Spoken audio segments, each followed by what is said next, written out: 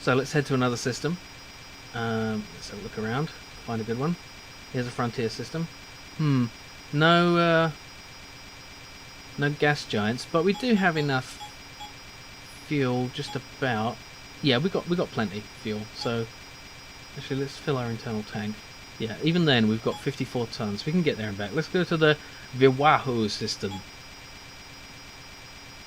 Right now, before we go, if you look here, it shows where the ship, where the mining device is in the system, and it doesn't show you the sector, so you do need to remember that and write it down. And it shows you what prospects you've got here. And handily, you can do this, click that, and if you look here, it's already selected the mining machine. So that's handy. Anyway, let's hyperspace here, and which one should we go for? I'm going to try this world, this methane weather system corrosive atmosphere planet. Okay. Now, annoyingly, it doesn't actually tell you the radius of the planet, only its mass. But maybe it's always the same kind of ratio. I'm not sure. Okay, Viwahu 3. It's weirdly not showing up. There it is. Okay. So, just for a bit of variety, let's go to a planet with an atmosphere. Okay, and we're going to be attacked by pirates. Yes, we are. Okay. Hi, pirates. Why are you here? There's nobody else here apart from other pirates. I don't understand. Is this just where you meet for your secret club? I don't get it. Yeah. Another if the cargo scoop thing would have worked, then it would have been possible to actually make piracy a decent form of gameplay. Oh dear, oh dear. Okay, we got it. I thought it was going to hit me there. Because you could then target big trading ships and blow them apart and take out their, well, in this case, rubbish. But many times I've seen precious metals and gemstones left just floating in space. Hey, it's UK 738. Yeah. Okay, I'm just gonna deal with these guys and then get to where I get to the planet. Okay, we're approaching Viwahu 3, and I just did a test to see if it would in fact slow us down in time in this ship. And we seem to be at about 150,000 kilometers, and we're slowing down. Now, even if we don't manage to slow down, we should be able to change our velocity enough. Yeah, you see, it's plenty of time. So in a Tiger Trader with a small planet like this, you pretty much can just use the autopilot to get to this point, and then use manual controls from there. It is still taking quite a while to slow down though.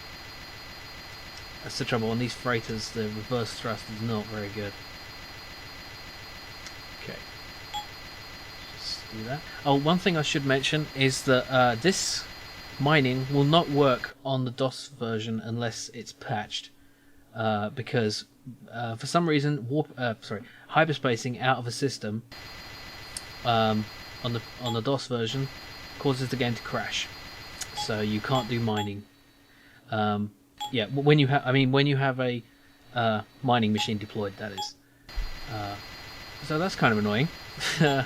It really whoa, that was weird. It really seems pretty unfinished, and this planet is vibrating strangely. I think it's just a graphical glitch. I don't think the planet is actually about to explode, but it's quite cool. You can actually see the atmosphere of it, and this is an atmosphere you never see throughout the normal course of the game, because you have no reason to land on one of these methane planets. Not just because it smells, you know. Another thing to bear in mind when you're on an extended expedition like this is that it will take a long time, and if you don't service your engines, things will go terribly, terribly wrong. The engine can break spontaneously, your equipment can break if you don't service that, and you can even have misjumps, which are very unfortunate, especially if you don't have any fuel left, because you just sort of hyperspace to some random part of space and you're stuck there. And it can even send you really far away from from your starting location, like much further than your hyperspace drive would allow. Now look at that. Red sky at night. Or in the day, because it's a methane planet. Yeah, that's pretty cool. So yeah, it's a real shame that, you know, the game doesn't actually allow you to make a good use of this, because there's all these cool planets and these environments and you can't really do anything about it. I mean, apart from just land on it and then look around and then leave, there's not much point to actually coming here. Aside from mining, which is rubbish, but never mind, I'm going to do it anyway. And it is kind of cool to like explore this part of the game that I've not played very much, even though it doesn't really work and is just disappointing. But yeah, when I was testing, every planet I found was low or moderate in minerals. I never found a mineral-rich planet, and that may be because you need to land on the big ones. But the trouble is, the big ones you can't land on without. Oh dear, I'm going down a bit uncontrolled here. Yeah, the faster your forward velocity, the harder it is to slow down. So I'm gonna just let myself. Hang on, I'm gonna do this to slow down as much as possible. Just even it out there. There we go. Oh dear, I am heading towards the planet rather fast, so I'm going to manual control. I'm going to go straight to my engines. Wait, I'm going to pause. I think I might hit the planet at this rate. I am facing. See what I've done. I've pointed my ship away from the planet. I'm thrust. There we go. That was what can happen if you're not paying attention. Should turn the manual control back on. There we go. Okay. Yeah, if it looks like you're going to hit the planet, forget the manual control. Go into what is proper manual control. It's doing it again. It's because of this forward velocity. I need to set my engines to off, which I know sounds wrong, and then just get some altitude by holding in the accelerator. Because this way, it's not trying to get your ship to go in a particular direction. It's just full thrust forwards. So yeah, you can see my velocity vector is quite high up now, so I should be alright. Yeah. Okay, we're just slowing down enough here. This should be fine. If you catch it in time, it's okay. But as you can see, this is the kind of problems you run into when the planet you're on is even close to one Earth mass. So if you're trying to land on a planet with 2 Earth masses, it's really difficult. With a ship like this, at least. I think you need basically one of the fighter type ships, like maybe an Asp Explorer. An Asp Explorer is probably your best bet if you want to try to land on a heavy planet. But that's got its own problem because there's not much room on a Asp Explorer. You could probably fit one mining machine, and that might be all you need. But it's still actually. I had a lot of trouble finding planets in the range that is suggested, like 2 or more Earth masses. They're just, you know, most of them seem to be either below that or hugely above it, like the gas giants. So yeah. Also, you need to find planets that are below 200C, because otherwise the mining machines just struggle and melt. I guess you couldn't mine on Venus then. I think it's above 200C, Venus is. Okay, I'm going to slow down to 0 here. Engage my landing gear, I forgot to do that. And let's see. Oh, this is a problem. Yes. You see, my actual speed is 186 kilometers an hour.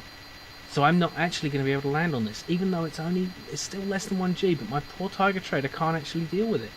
That's really annoying. Because the thing is, your autopilot will cheat.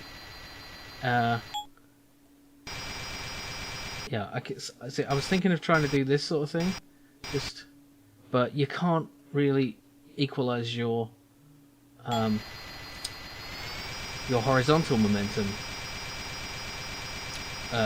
you know, your lateral momentum across the planet, so you can't really do that. So that's kind of unfortunate. Yeah, I guess I can't land on this planet, because at that kind of speed I would just explode when I hit the ground. So yeah, that is a problem. So I guess we can't mine here. I think there must be another planet in the system we can do. Let's see, 0.4, 0.93, same kind of problem. 0.70, we could try that. That's probably a little better. Okay, the Wahoo 1, it's just, yeah, I'm barreling out of the atmosphere, it's fine. So yeah, I can hit escape velocity, but apparently my bottom thruster, can't handle that kind of acceleration. Make your own jokes. That's cool. Well, it's nice to see a planet like that anyway. Let's just get here with the autopilot and try landing on this one.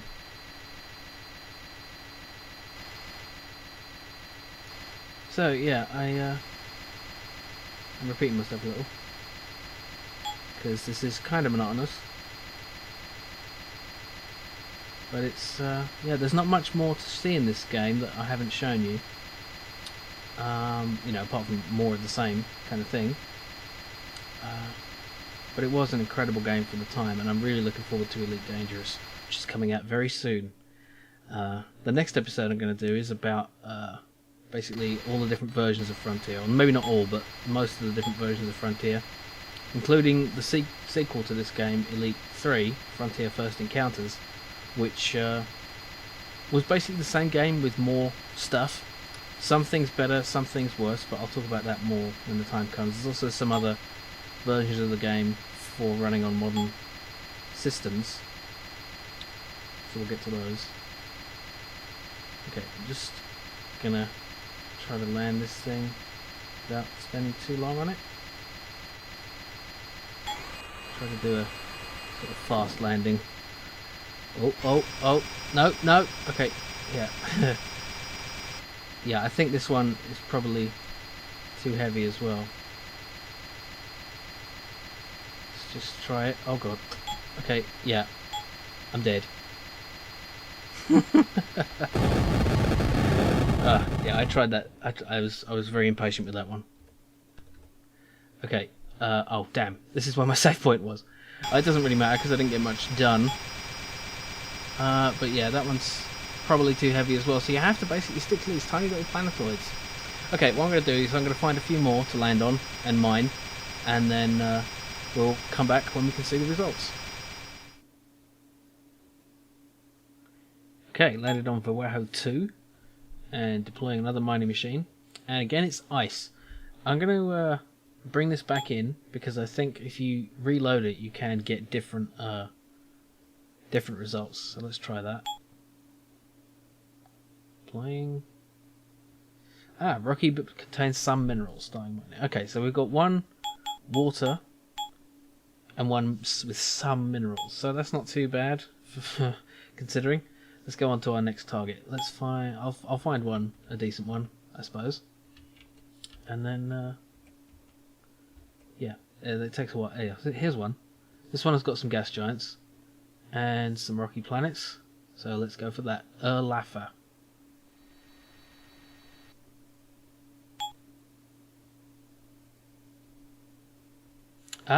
This one is mineral rich. I've actually never seen this before. That's quite promising. Maybe we'll actually find some precious metals, and I may actually be able to contradict myself on this. That's kind of cool.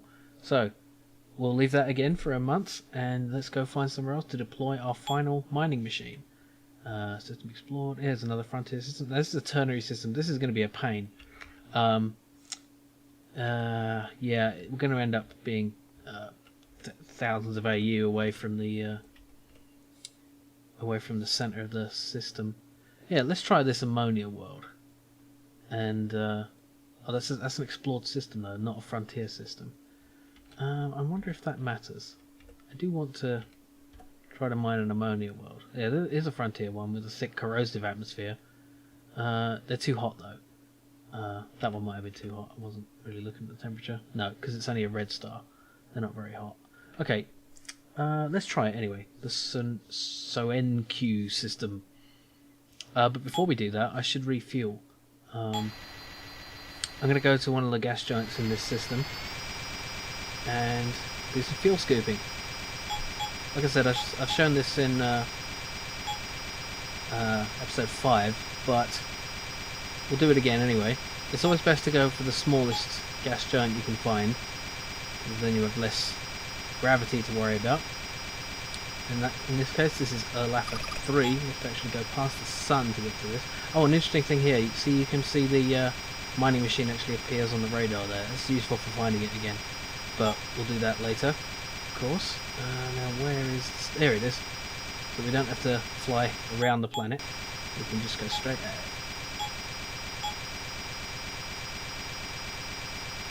So going past the star there, you do need to be a little more careful when approaching a planet like this, that you don't, because it's much bigger and much more serious if you get too close to it,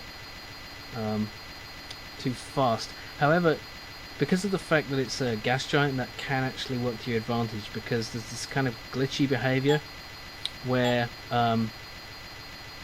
when you hit the gas giant at low enough velocity, you just sort of enter the atmosphere and start scooping.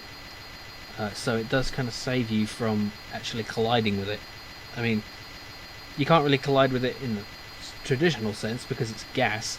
I mean, it would still, at certain speeds, it would be like hitting a solid. It wouldn't really matter, because it's still matter.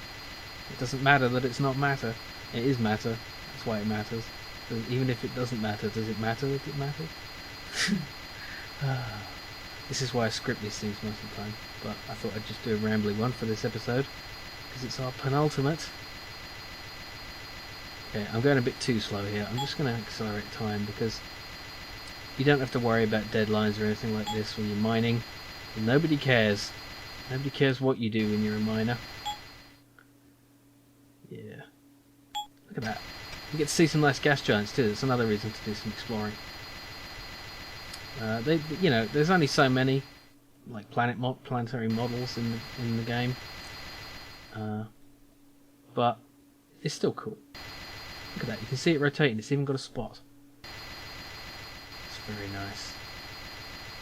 That's the trouble. Through most of the course of the game, you don't actually, organically encounter this many gas giants. Most planets look the same, and they're all kind of rocky things, but these gas giants are really cool.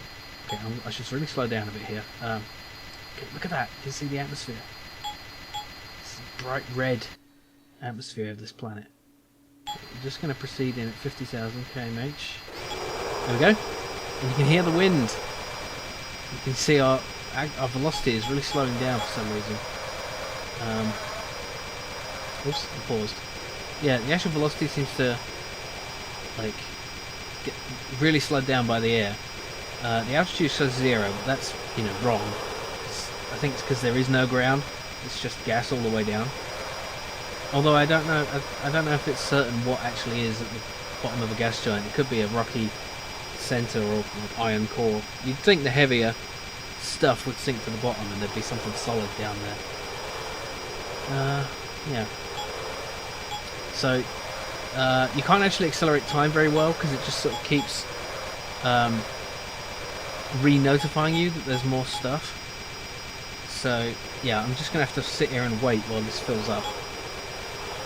And there we go. Okay, so then you just want to head out, just face away from the planet and accelerate. And it may take a little while, but you will eventually get out of the planet's atmosphere. Come on. There we go. Okay, so now we can go anywhere. So let's go to the Sunoku system and... Which one was it? 2. Okay. I'm sure we're going to encounter some annoying pirates on the way, but it's all part of the journey. And yes, of course. That's an Asp Explorer. Big ship. Ah, 500 bounty. Very nice. Such a waste. Oh, another one. Okay, well, you've seen all this before, so I'll just skip ahead to where I've got to the planet, which you've seen before as well, actually.